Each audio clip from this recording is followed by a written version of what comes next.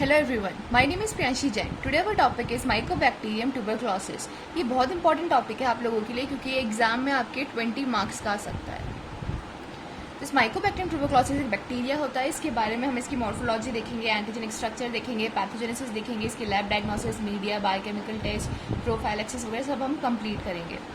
So let's start. Morphology का मतलब होता है कि बैक्टीरिया दिखता कैसा है, इसकी मॉर्फोलॉजी कैसी है। ठीक है, तो इसके देखिए हम 5 पॉइंट्स देखेंगे। फर्स्ट पॉइंट है they are acid fast bacilli.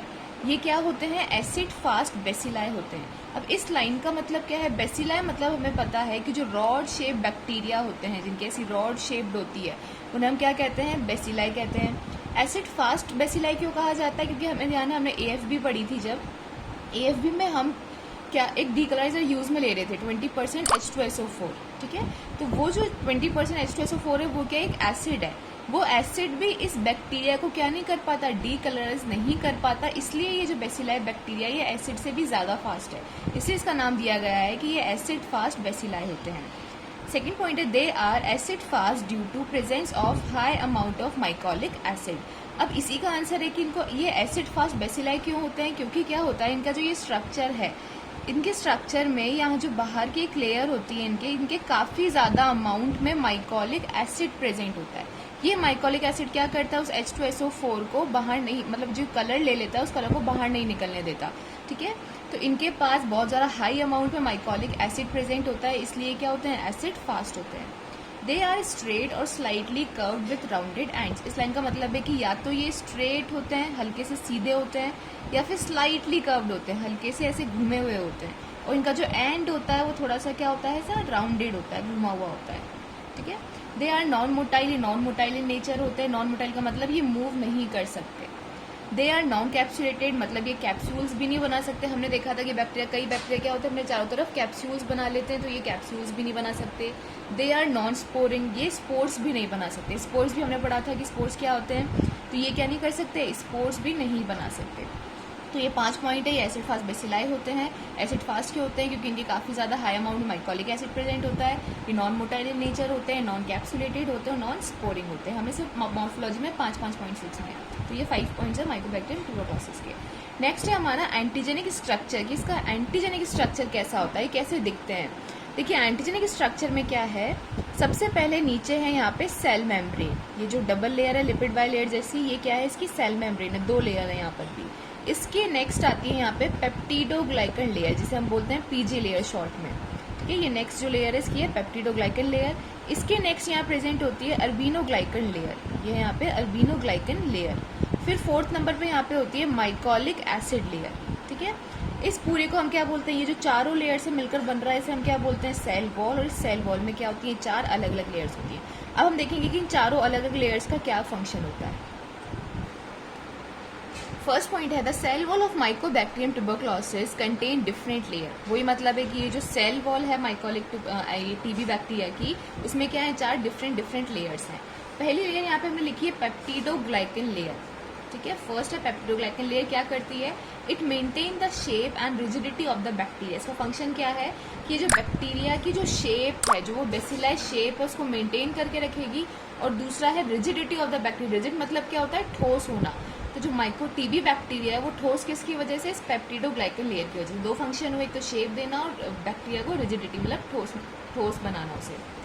Second है हमारी अल्बिनोग्लाइकन लेयर। अल्बिनोग्लाइकन लेयर क्या करती है? This layer responsible for survival and in macrophages. TB bacteria जो होते हैं मैक्रोफेजेस के अंदर कुछ टाइम तक सर्वाइव कर सकते हैं। तो किस वजह से सर्वाइव कर सकते हैं? इस लेयर की वजह से।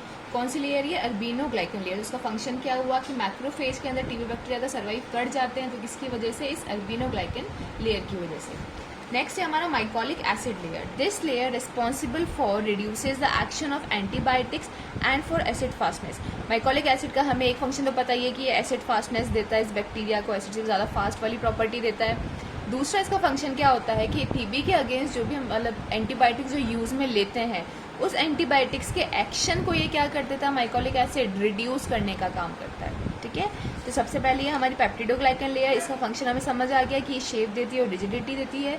अल्बिनोग्लाइकन लेयर क्या करती है? ये मैक्रोफेज के अंदर अगर ये टीबी बैक्टीरिया सर्वाइव कर जाते हैं तो उसके लिए रिस्पॉन्सिबल है ये वाली लेयर। फिर हमारी माइकोलिक एसिड लेयर, इसकी भी दो फंक्शन है कि एक तो एसिड फास्टनेस देती है और जो एंटीबायोटिक्स होते हैं उनकी एक्शन को क्या करती है, कम कर देती है, रिड्यूस करती है। अब नेक्स्ट हम देखेंगे कि इसकी पैथोजेनेसिस क्या होती है। बैक्टीरिया हमारी बॉडी के अंदर एंटर हो जाता है तो कैसे डिजीज़ करता है हमारे अंदर, वो सब चीज़ आती है हमारी पैथोजेनेसिस के अंदर। तो देखिए सबसे पहले क्या होता है, ये हमारा बैक्टीरिया है जो बेसिलाई शेप का है, ठीक है, टीबी बैक्टीरिया है। ये किसी भी पर्सन की ह्यूमन बॉडी के अंदर एंटर हुआ, एंटर ये जनरली किससे होते हैं, मतलब इनहेल होते हैं ये, राइट। जैसे ये कोई ह्यूमन बीइंग है,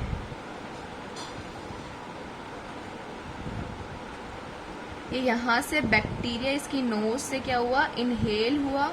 इनहेल होने के बाद ये कहाँ गया, इसके यहाँ लंग्स में जाएगा, यहाँ पे एल्वोलाई प्रेजेंट होती है हमें पता है। तो ये बैक्टीरिया यहाँ से एंटर होगा और कहाँ जाएगा, ये एल्वोलाई के अंदर जाएगा, ठीक है। अब देखिए एल्वोलाई के पास में यहाँ क्या प्रेजेंट होती है, मैक्रोफेजेस प्रेजेंट होती है। तो क्या हो रहा है, देखिए बेसिलाई बॉडी के अंदर एंटर हुआ, यहाँ पे एंटर हो गया, फिर ये कहाँ गया, यहाँ पे क्या प्रेजेंट है, मैक्रोफेज प्रेजेंट है। तो ये किसके अंदर एंटर होगा, मैक्रोफेज के अंदर एंटर होगा। मैक्रोफेज हमें पता है क्या होती है, फेगोसाइटिक सेल। तो मैक्रोफेज इसका क्या करेगी, फेगोसाइटोसिस मतलब इसको डिग्रेड करेगी, फिर क्या करेगी, रिप्रेजेंट करेगी। तो इस बेसिलाई को क्या करा, इस मैक्रोफेज ने तोड़ दिया, डिग्रेड करा। तोड़ने के बाद ये छोटे छोटे टुकड़े बन गए इसके। अब ये इसको क्या करेगी, रिप्रेजेंट कर देगी किस पे, MHC2 मॉलिक्यूल पर। तो ये MHC सेकेंड मॉलिक्यूल इसके यहाँ मेम्ब्रेन पे प्रेजेंट है। इस वाले डिग्रेडेड प्रोडक्ट को क्या करेगा, ये MHC2 पे रिप्रेजेंट कर देगा। अब ये किस पे रिप्रेजेंट है, MHC2 पे रिप्रेजेंट है। तो पास में कौन आके बाइंड होगा, इसके टी सेल बाइंड होगा। ये वही मैक्रोफेज है, यहाँ पे इसने रिप्रेजेंट करा MHC2 पर। फिर यहाँ पे आके कौन बाइंड हो जाएगा, टी सेल्स आके बाइंड होंगी। कौन सी वाली, CD4 सेल। CD4 क्यों, क्योंकि यहाँ पे ये जो रिप्रेजेंट हुआ है किस पे हुआ है, MHC2 पे रिप्रेजेंट हुआ है। अगर MHC1 पे रिप्रेजेंट होता तो यहाँ पे कौन आती, CD8 आती। ये MHC2 पे है तो यहाँ पे कौन आके बाइंड हो जाएगी, CD4 सेल। किसके थ्रू, इसको बोलते हैं हम TCR, टी सेल रिसेप्टर्स। ये जैसी बाइंडिंग होगी CD4 सेल्स क्या हो जाएंगे, एक्टिवेट हो जाएंगे। एक्टिवेट होने का मतलब क्या होगा कि CD4 सेल्स कन्वर्ट हो जाएंगे TH1 सेल में और TH2 सेल में, T हेल्पर 1 सेल और T हेल्पर 2 सेल। अब देखिए ये दोनों T सेल्स क्या काम करेंगी, TH1 सेल क्या करेंगी, ये TH1 सेल एक्टिवेट हो जाएगी। TH1 T हेल्पर 1 सेल यहाँ से क्या रिलीज करेंगी, इंटरल्यूकिन 2 रिलीज करेगी। ये इंटरल्यूकिन 2 क्या करेगी, देखिए होगा क्या, ये आपकी क्या है, वो एल्वुलाई है, ये सेल है एल्वुलाई, ठीक है। यहाँ पे क्या प्रेजेंट है, आपका बैक्टीरिया प्रेजेंट है, राइट। यहाँ से जैसे ही T हेल्पर 1 सेल एक्टिवेट हुई, इसने इंटरल्यूकिन 2 को क्या करा, रिलीज करा। ये इंटरल्यूकिन 2 क्या करेंगे, एक मैसेज की तरह काम करेंगे। किसके पास मैसेज ले जाएंगे, मैक्रोफेज के पास और न्यूट्रोफिल्स के पास। जो पास में मैक्रोफेज और न्यूट्रोफिल सर्कुलेट हो रही हैं उनके पास जाएंगे, ये उनको मैसेज देंगे कि अपनी बॉडी के अंदर कोई बैक्टीरिया एंटर हुआ है तो आपको वहाँ पे उसको डिग्रेड या डिस्ट्रॉय करने जाना है। तो जैसे ही इनको इंटरल्यूकिन 2 का मैसेज मिल जाएगा, ये चले जाएंगे जहाँ पे क्या है, हमारी बेसिलाई है, ये टीबी बैक्टीरिया जहाँ पे, ये दोनों वहाँ चले जाएंगे। कौन दोनों, न्यूट्रोफिल्स और मैक्रोफेजेस। मैक्रोफेजेस यहाँ चारों तरफ इकट्ठे हो जाएंगे और उसकी बाहर वाली लेयर में यहाँ पे कौन इकट्ठे हो जाएंगे, न्यूट्रोफिल्स इकट्ठे हो जाएंगे। तो ये फंक्शन था हमारे T हेल्पर 1 का। T हेल्पर 2 क्या करेगा, ये यहाँ से रिलीज करेगा interferon alpha, interferon gamma, sorry interferon gamma को ये रिलीज करेगा। ये इंटरफेरॉन गामा क्या करेगा, देखिए यहाँ पे क्या आ गए थे, मैक्रोफेजेस यहाँ पे आके इकट्ठे हो गए थे। ये मैक्रोफेजेस अभी क्या है, यहाँ पे इनएक्टिव फॉर्म में है, ये एक्टिव नहीं है। तो ये इंटरफेरॉन गामा क्या करेगा, इस इनएक्टिव मैक्रोफेजेस को एक्टिव मैक्रोफेज के अंदर कन्वर्ट कर देगा। ये जैसे इनएक्टिव मैक्रोफेज थी, जैसे इस पे इंटरफेरॉन गामा यहाँ पे रिएक्ट हुआ तो ये किस में बदल गई, एक्टिवेटेड मैक्रोफेज में बदल गई। अब ये एक्टिवेटेड मैक्रोफेज क्या करेगी, एक्टिवेटेड मैक्रोफेज और ये जो न्यूट्रोफिल्स हैं ये दोनों यहाँ पे रिलीज करती हैं ट्यूमर नेक्रोसिस फैक्टर, ठीक है। ये एक्टिवेटेड मैक्रोफेजेस और न्यूट्रोफिल्स क्या रिलीज करेंगी, ट्यूमर नेक्रोसिस फैक्टर यहाँ से क्या करने लगेंगी, यहाँ से इनका रिलीज करना। ये भी न्यूट्रोफिल भी रिलीज कर रही है, मैक्रोफेज भी यहाँ पे क्या रिलीज कर रही है, ट्यूमर नेक्रोसिस फैक्टर। ये ट्यूमर नेक्रोसिस फैक्टर क्या करेगा, नेक्रोसिस करेगा इस सेल का। नेक्रोसिस मतलब जो ये सेल है इसको डिस्ट्रॉय करने का काम करेगा, यहाँ की पीएच को कम कर देगा, जिससे क्या होगी, जो ये बेसिलाएं अंदर थी ना, इनका फर्दर ग्रोथ रुक जाएगा और धीरे धीरे यहाँ पे मैक्रोफेज को क्या कर देगी, खत्म करने का काम करेगी, ठीक है। तो क्या रिलीज करा इन दोनों ने, ट्यूमर नेक्रोसिस फैक्टर रिलीज करा। ये ट्यूमर नेक्रोसिस फैक्टर क्या करेगा, that causes necrosis of the cell, ये सेल का क्या करेगा, नेक्रोसिस करेगा।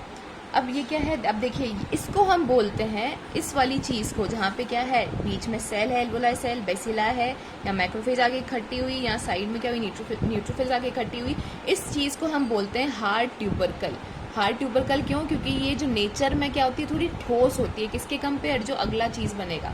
देखिए इसने क्या करा था, यहाँ पे ट्यूमर नेक्रोसिस फैक्टर जो रिलीज हुआ था ना मैक्रोफेज से, वो क्या करेगा, इसको डिस्ट्रॉय करने का काम करेगा। डिस्ट्रॉय मतलब इसको तोड़ देगा, डिग्रेड करेगा, ठीक है। उससे क्या होगा, यहाँ पे एक सॉफ्ट चीज़ जैसा एक स्ट्रक्चर बन जाएगा, सॉफ्ट चीज़ जैसा स्ट्रक्चर। इसको हम बोलते हैं सॉफ्ट ट्यूबरकल, ठीक है। इसको डिस्ट्रॉय किया, धीरे धीरे क्या बन गई, ये सॉफ्ट चीज़ जैसी बन जाएगी। तो ये तो हार्ड ट्यूबरकल है क्योंकि ये ठोस है नेचर में, उसके बाद बन जाएगी यहाँ पे soft tubercle tumour necrosis factor के रिलीज होने के बाद। अब देखिए इसका नाम माइकोबैक्टीरिया ट्यूबरक्लोसिस क्यों पड़ा, बैक्टीरिया का, वो हम समझ आ गया होगा। माइको क्यों, क्योंकि इसके अंदर माइकोलिक एसिड लेयर प्रेजेंट होती है। बैक्टीरिया क्यों, क्योंकि एक बैक्टीरिया है। ट्यूबरक्लोसिस ही क्यों पड़ा, क्योंकि इसकी पैथोजेनेसिस में क्या बनते हैं, ट्यूबरकल्स बनते हैं, हार्ड ट्यूबरकल और सॉफ्ट ट्यूबरकल। देखिए these bacilli bacteria enter in the body by inhalation, ये बैक्टीरिया हमारी बॉडी के अंदर एंटर हुए किसके थ्रू, इनहेल करने के बाद, ठीक है। These bacteria enter into alveoli, ये कहाँ एंटर हो जाएंगे, फिर एल्वुलाई के अंदर एंटर हो जाएंगे। These bacteria then enter into macrophages, macrophage degrade these bacteria and represent them on MHC2 molecule, ये मैक्रोफेज के अंदर एंटर होंगे, मैक्रोफेज इसको क्या करेगा, डिग्रेड करेगा, तोड़ेगा और MHC2 पे रिप्रेजेंट कर देगा। फिर क्या होगा, surrounding CD4T helper cell bind with MHC2 molecule through TCR, इसका मतलब क्या है कि जो सराउंडिंग की CD4 सेल्स हैं वो इस मैक्रोफेज से आके बाइंड होगी, किसके थ्रू, इस TCR के थ्रू। This binding activate the CD4 cell, इस बाइंडिंग से ये जो CD4 सेल्स हैं वो क्या हो जाएंगे, एक्टिवेट हो जाएंगे। Activated helper T cells converted into 2 types of cells, ये एक्टिवेटेड T सेल्स 2 टाइप के सेल्स में कन्वर्ट हो जाएंगे, TH1 और TH2 के अंदर, TH1 सेल और TH2 सेल्स। अब TH1 क्या काम करेगा, this cell release cytokine that is interleukin 2, यहाँ पे एक साइटोकाइन रिलीज करेगा जिसको हम बोलते हैं interleukin 2। This interleukin 2 attract neutrophils and macrophage at the site of infection, ये इंटरल्यूकिन 2 क्या करेगा, न्यूट्रोफिल्स को, मैक्रोफेजेस को, जहाँ पे इन्फेक्शन हुआ था वहाँ पे क्या करेगा, अट्रैक्ट करने का काम करेगा, राइट। फिर आएगा हमारा TH2 cell, T helper 2 cell, this cell release interferon gamma, ये क्या रिलीज करेगा, यहाँ पे इंटरफेरॉन गामा रिलीज करेगा।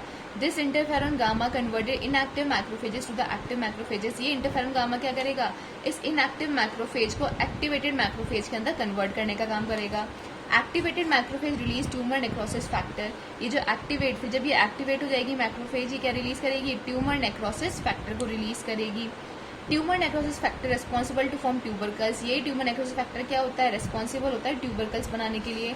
2 टाइप के ट्यूबरकल्स बनेंगे, एक हार्ड ट्यूबरकल और एक सॉफ्ट ट्यूबरकल। हार्ड ट्यूबरकल क्या होता है, these tubercles are initially hard, ये जो हार्ड ट्यूबरकल होते हैं वो इनिशियली क्या होते हैं, स्टार्टिंग में क्या होते हैं, ये हार्ड नेचर के होते हैं। It consist of central zone of macrophages and peripheral zone of leukocytes, मतलब न्यूट्रोफिल्स। इसके अंदर अगर हम इसकी आइडेंटिफाई करेंगे, इसको कैसे करेंगे कि इसके जो सेंट्रल जोन होता है, ये वाला जो जोन होता है इसे कहा जाता है सेंट्रल जोन, और ये जो बाहर वाला होता है एरिया इसे कहा जाता है पेरिफेरल जोन। तो इसकी सेंट्रल जोन में क्या प्रेजेंट होंगी, मैक्रोफेजेस, और इसकी बाहर पेरिफेरल वाले एरिया में क्या प्रेजेंट होंगी, न्यूट्रोफिल्स। ये होती है हमारी हार्ड ट्यूबरकल। फिर आएगी soft tubercle. After hard tubercle soft tubercle forms, ठीक है। हार्ड ट्यूबरकल के बाद क्या बनेगी, सॉफ्ट ट्यूबरकल्स बनेगी। Aggregated neutrophils causes necrosis of cells and form necrotic material, aggregated जो न्यूट्रोफिल्स हैं वो क्या करेंगी, नेक्रोसिस मटेरियल को रिलीज करेंगी, ट्यूमर नेक्रोसिस फैक्टर को, और यहाँ क्या करेगी, इसका नेक्रोसिस करेगी। Necrotic material seen as soft cheese, जो ये नेक्रोटिक मटेरियल बनेगा ना बीच में, वो कैसा नजर आएगा, हमें एक सॉफ्ट चीज की तरह नजर आएगा। This necrotic environment inhibit the growth of bacteria due to low oxygen and low pH. अभी नेक्रोटिक मटेरियल क्यों बना, यहाँ पे क्या इसने करा, ये क्या करेगा, यहाँ पे ऑक्सीजन की कॉन्सेंट्रेशन को कम कर देगा और यहाँ पे इसकी पीएच को भी कम कर देगा, जिससे जो टीबी बैक्टीरिया यहाँ पे आए हैं ना उसकी ग्रोथ क्या हो जाएगी, इनहिबिट हो जाएगी, रुक जाएगी, ठीक है। तो ये हमारा पूरा पैथोजेनेसिस है डायग्राम के साथ। डायग्राम मैंने यहाँ भी बनाया एक ही पेज में, आप यहाँ देख लीजिएगा या फिर नोट्स में देख लीजिएगा। ये हमारी पूरी पैथोजेनेसिस है। TH1 सेल का क्या काम है, TH2 सेल का क्या काम है, सॉफ्ट ट्यूबरकल्स कैसे बने, ये पूरी इसकी पैथोजेनेसिस थी। अब नेक्स्ट लेक्चर में हम देखेंगे इसके लैब डायग्नोसिस क्या होती है, मीडिया क्या होते हैं, बायोकेमिकल टेस्ट क्या होते हैं। So thank you so much for watching.